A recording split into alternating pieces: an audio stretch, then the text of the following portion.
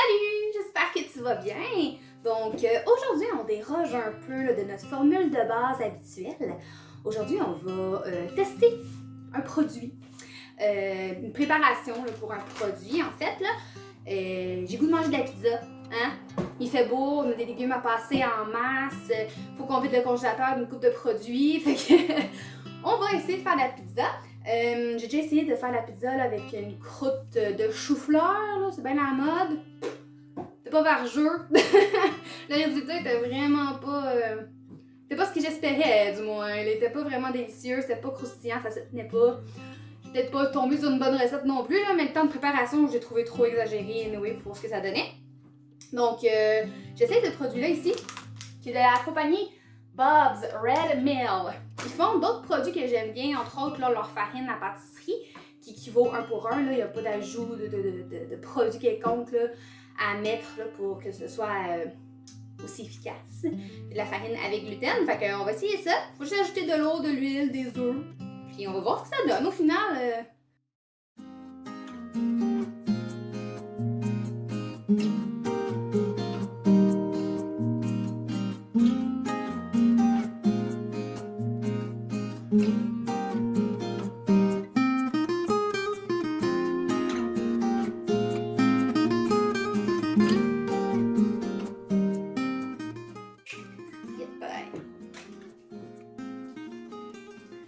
Deux cuillères à soupe. Si vous voulez, sur le mélange, il est indiqué c'est quoi que vous pouvez utiliser comme substitut d'œuf pour rendre la pâte végane. Donc, la fameuse là, graine de lin moulue avec de l'eau qui fait le gros gel, là, comme dans les biscuits craquants norvégiens. C'est le même principe. Ça fait l'espèce de petite glu, puis ça fait en sorte que ça remplace le coco.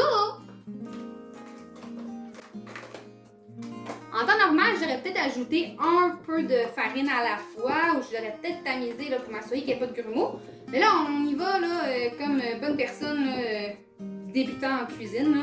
On teste en totalité les caractéristiques du produit. Hein. On teste pas pour rien, on teste pour vrai. Et bon.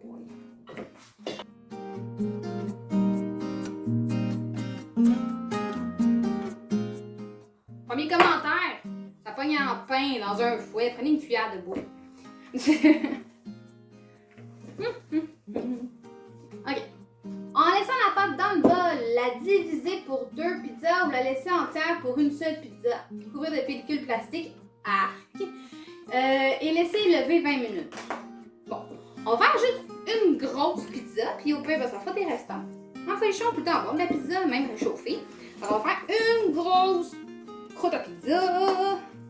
Puis on va laisser lever ça. Puis moi, je ne mettrai pas une pellicule plastique. C'est pas chouette. On va mettre une pellicule d'aluminium.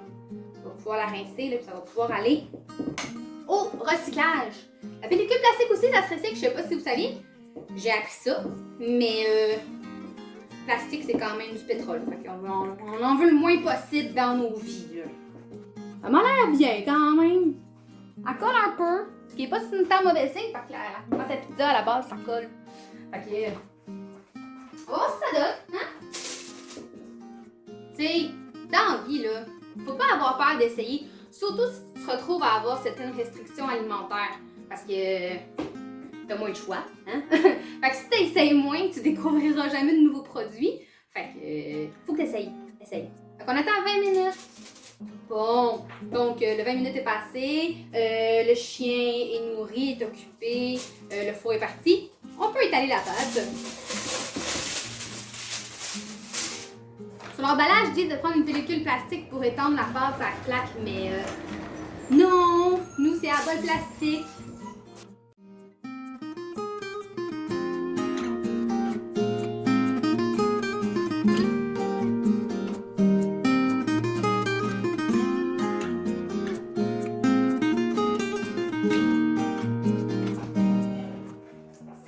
Cool.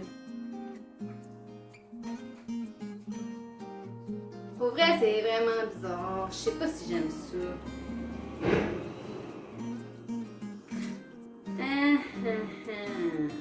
T'as-tu nutritive, cette pâte-là?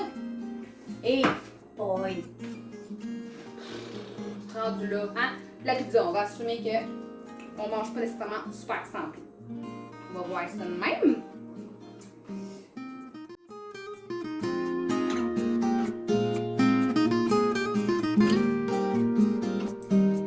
Ils disent qu'on peut faire un rebord. Là, il faudrait que je la cuise après 7-8 minutes. Après ça, mettre les garnitures, puis la renfourner à nouveau. Ça se lave vraiment mal. Une fois mouillé, là, ça colle après la peau. Ah! Commentaire jusqu'à date, difficile à manipuler, très collante. On va voir.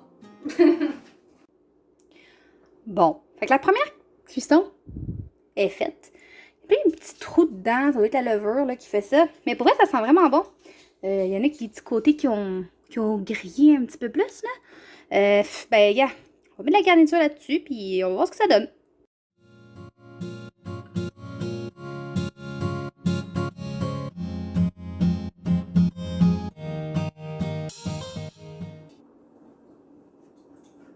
Alors, des vérités.